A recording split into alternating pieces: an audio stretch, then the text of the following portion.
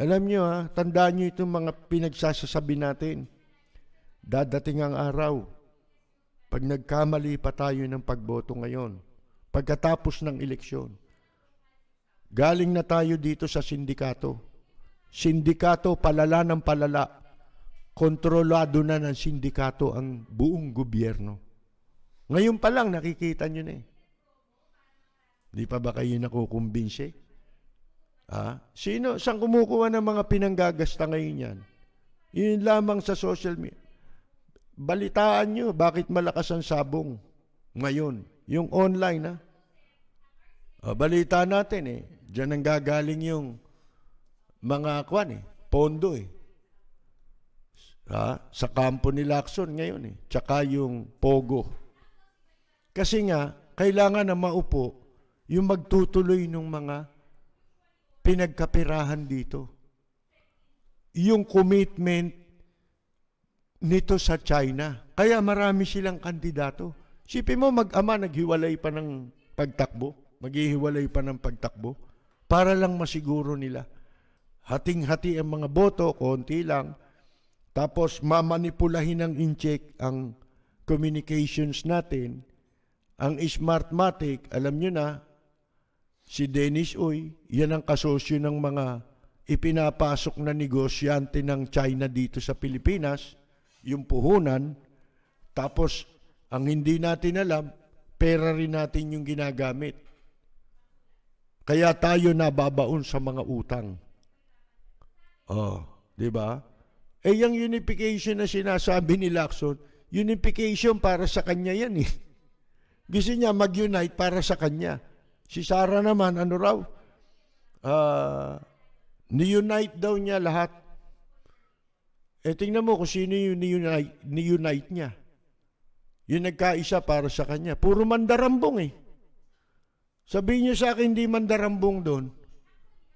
Sige nga. Unification yun ng mga mandarambong.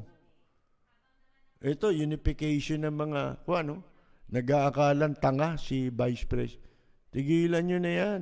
Unang-una, nagamit nyo si BP dyan.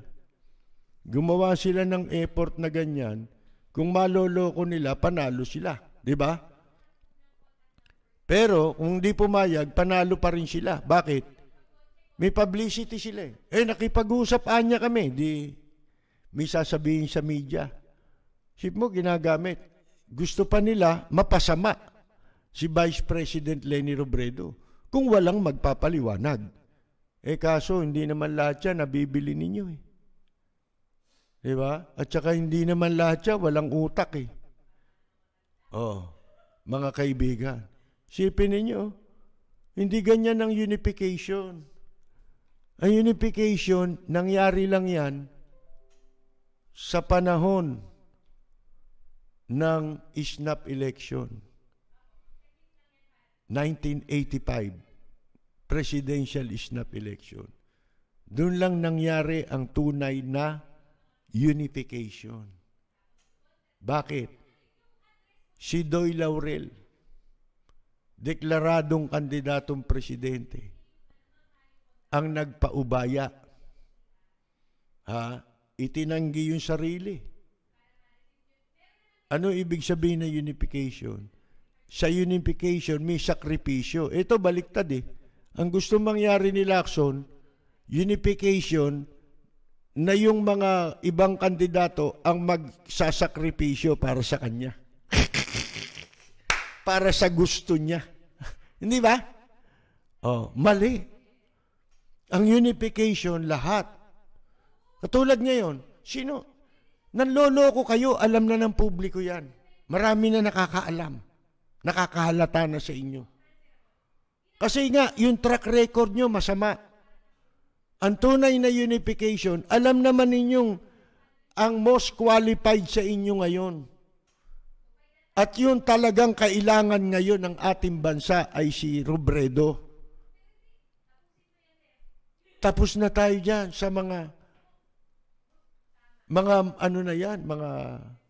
akala mo kung sino na mamuno. Hindi naman kaya.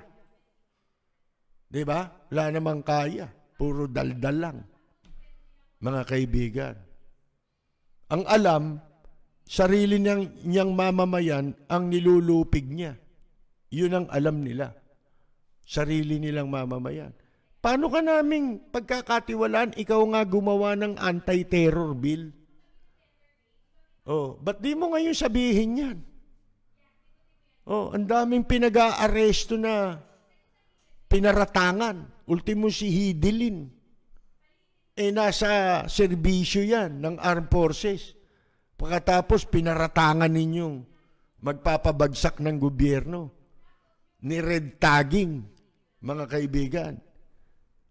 Ang tunay na unification, may sacrifice yan. Yung personal ninyo, sakripisyo. Hindi yung nagbibigay, sino mataas sa survey. Di sa beauty contest ka lumaban. Survey pala gusto mo di ba? Doon sa timpalak ng patambukan ka sumali, di ba? Walang preno kung bumatikos.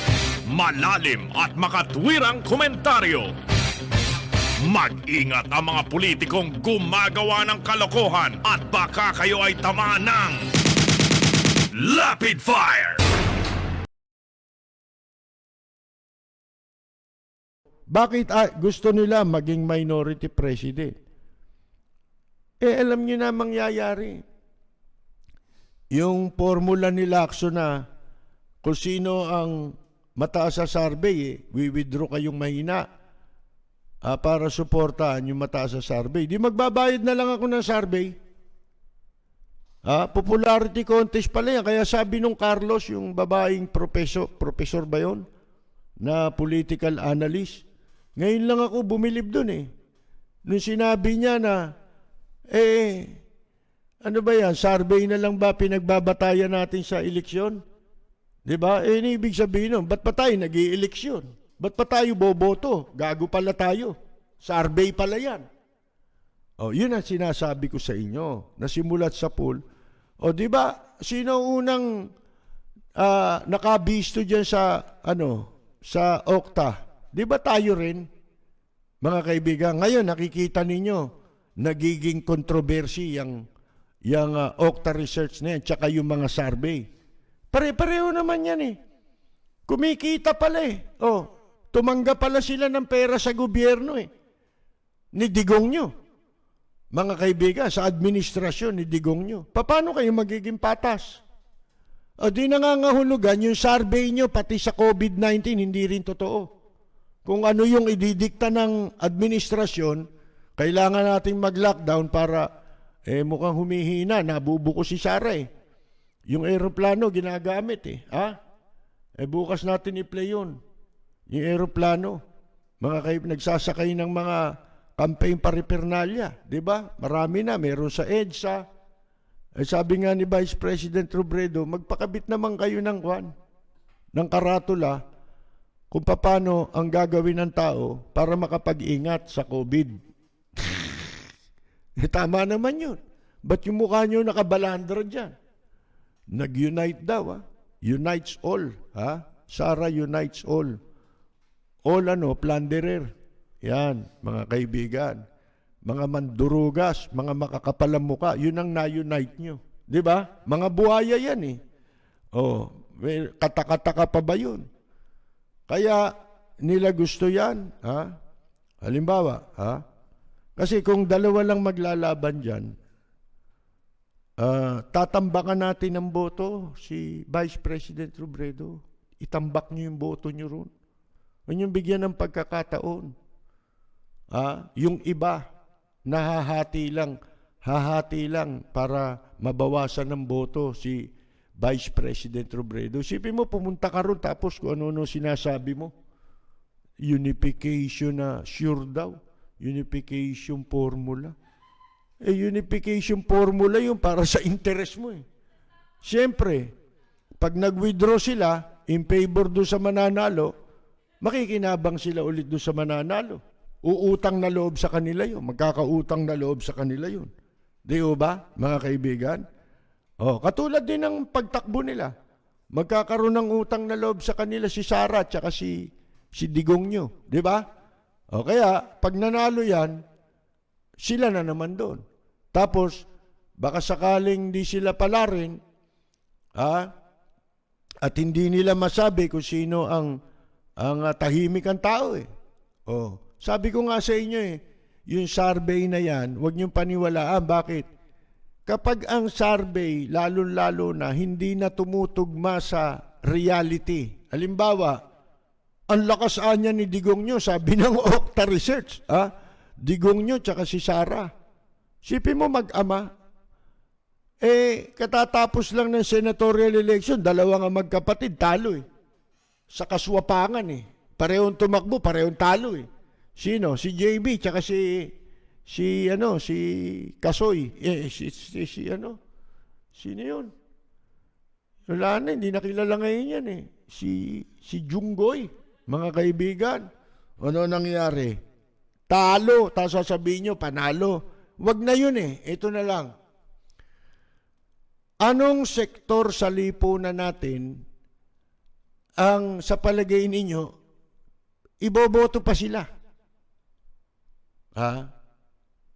Sabihin nyo lang sa akin, OFW, senior citizen, ano ba nagawa nila? Di ba? Pati senior citizen, pinapagod ninyo Niloloko ninyo, pati dyan sa ayudang kukunti na yan Yung ayudang barya na ibibigay ninyo, ninanakaw pa sino natutuwa sa inyo? Yung mga nawala ng hanap buhay, boboto sa inyo. Yan ang realidad di ba? Na sinasabi natin Common sense yan kasi nagkaroon ng pandemya, di ba? Wala kayong tinulungan. Pinakulong mo yung mga driver, minura mo pa nga kayo mga Wala akong pakialam kung magutom kayo. Mamatay kayo sa gutom. Di ba? Minura. Mga kaibigan. Yan boboto sa iyo yan. Ano palagay mo ron sa mga kapwa driver niya, walang kaluluwa. Hindi nila alam na sila yung pinagsasabihan mo. Matatanda senior citizen, pinakulong nyo. Ano pa? Sige nga, sa lipunan natin. Ang pwede ninyo sabihin, pwede silang iboto uli. Kayo-kayo lang yon. Ang pinaplano nila ngayon, yung isang malaking sabwatan. Mga kaibigan. Pero baliwala lahat yan kapag ang tao, sinasabi nga natin, hindi papayag. Ultimong Armed Forces of the Philippines ng China, walang magagawa yan. Wala nagawa yan nung panahon ni Marcos, wala. Lahat wala. Supreme Court, wala lahat yan. Lahat ng pwedeng kasabwatin nila. Ano nagawa niya? COMELEC, may nagawa ba? Wala. Bakit? Nagpasya tao Dinaya ninyo ang boto, hindi kami papayag. Di ba? Si Enrile pa nga umamin Dinaya ko niya sa Cagayan Inutusan ako 1 million ang dinaya akong boto ron Ayan na po, mga kaibigan. Bueno, yan na lang. Siyempre, pag nanalo yung minority president na gusto nila mangyari, nanalo yon, makakasali sila ron. Kakailanganin nyo ng pamparami, di ba? Tandaan ninyo, ang pinagbabasihan nila nitong unification nila is quantity, hindi quality. Yung mga leader na nakipag lips to lips sa inyo, puro wala namang silbi na yan wala nang halaga sa mamamayan niyang mga taong yan Diba? Kasi puro ang tatagal na sa gobyerno niyan hanggang ngayon, ayaw nila. Hanap buhay nila yan, negosyo nila. Kailangan sila na lang habang buhay. Lalo na si Vice President Leni Robredo, walang ganong background sa politika yan Kaya ang kanyang kalooban is sincere. Pwede mo pang pagkatiwalaan. Pwede mong pwede mong ipangutang. Di ba? Kasi wala siyang background sa politika maliban sa asawa niya yung asawa niya ang ganda pa ng record. Talagang parang si Mujica. Lalo niyo yung si Mujica, yung Nicaragua yata yung presidente ro. Madalas kong sabihin noon niya, kala ko ganyan ang gagawin ni Digong niyo. Labas niyo na lang yung salin niyo kaya, Senator Lacson. Di ba? Kasi walang senador eh. O ikaw, Tito Soto, labas mo yung ano mo, salin mo. Di ba? Ba't ayaw niyong ilabas? Hinihingi ng PCIJ, sumulat na. Pero hindi niyo pa rin nilalabas. Di ba? Hello po sa mga listener po ni Sir Percy Lapid ng Lapid Fire. Ito po si Roy Asiniero, advertiser po ni Lapid Fire. Ako po ay yung Roy Japan Tour na nakikita nyo araw-araw ting magpo-programa si Ka Percy. Ako po ay isang negosyante dito po sa Japan at maging sa Pilipinas. Nakilala ko po ang programa ni Ka Percy not so long ago. Naipakilala lang po siya sa akin ng isang listener din ni Ka Percy, ni si Salvador Olaguer. Sabi niya, "Sir, ba't di mo subukang pakinggan ito si Ka Percy?" Ka Percy, binabati ko po kayo dahil po sa natanggap niyong Silver Award or Plaque sa YouTube. Napakahirap po niyan. Ako po isang YouTuber din, pero mahirap pong makuha yan.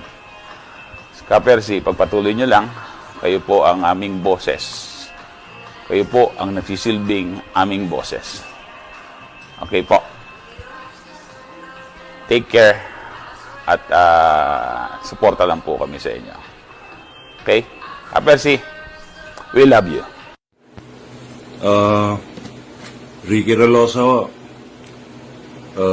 gusto ko lang batiin ang idol natin na si Percy Lapid sa kanyang nakuwang YouTube Silver Award.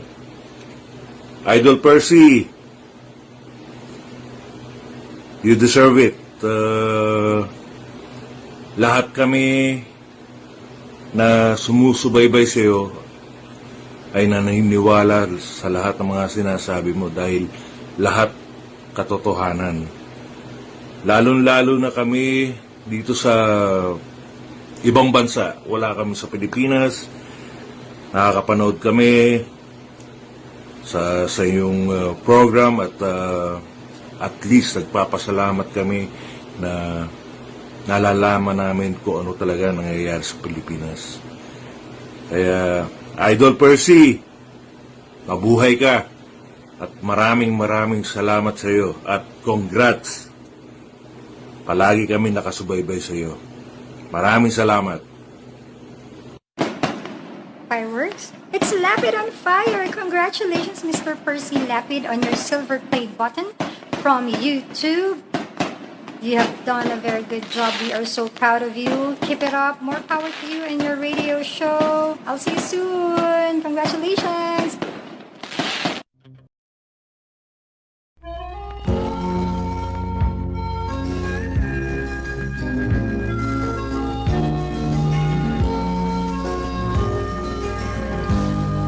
Sa bayan ko ay isa ang lahi. Dito'y wala ang pagkukunwari. Hindi padadaig, sadyang kilala sa daigdig. May pagkakaisa sa bawat nais. Ay walang nang Ito po, si Percy Lapid. ibig ay tunay. Maraming salamat at magandang gabi, Hari Rockaway.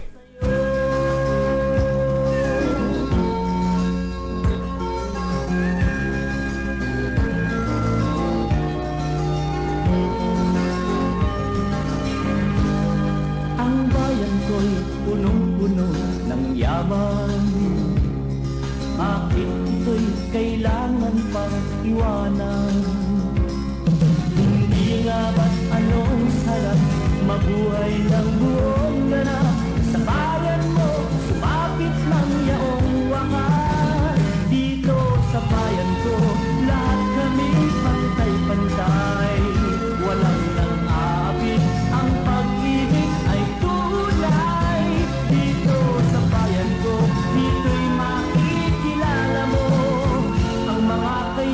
walang nagmamahal sa'yo. Dito sa bayan ko